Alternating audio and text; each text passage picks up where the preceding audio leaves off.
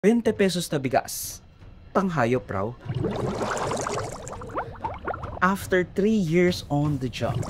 Doon lang po sa ito yung pinaka-concern ng ating mga mamamayan, yung napabalita na po na maibababa sa 20 pesos ang kada kilo ng bigas. That's the aspiration. Paano po natin yung gagawin po dito? Ibubuhin natin yung value chain na pinag-uusapan ko sa Kausap ko na yung ibang trader. Baka pwede nating i-hold ng ilang buwan yung presyo ngayon.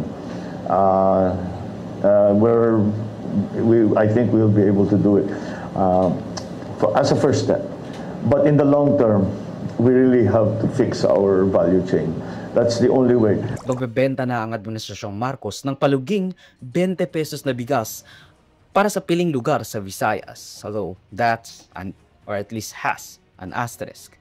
Makakakuha ang mga Pilipino ng mga bigas sa mga nakapwestong kadiwa ng Pangulo, a sort of sari-sari store para sa mga government-vetted at minsan ay partnership with other local cooperatives na binroker ng gobyerno.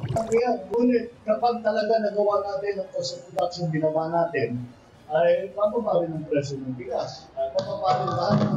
Mas mataas ang ani, kahit na pwede natin ipagpantay ang presyo. Now, alam naman nating lahat na paluging binibenta kung kalidad nga ang mga bigas na ito.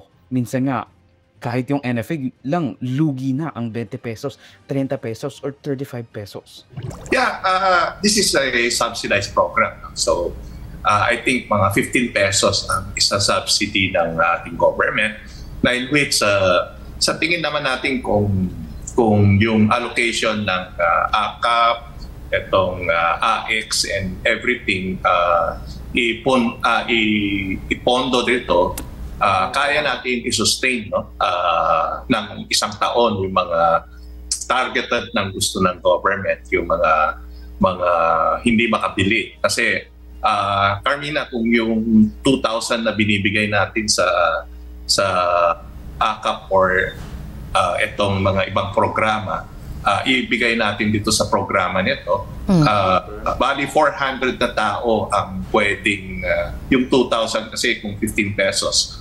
And ang consumption ng tao is 325 grams. So, ibig sabihin, kaya yan. Kahit si VP Sara Duterte nagbigay ng revelasyon sa isang press conference kung saan binulgar niya na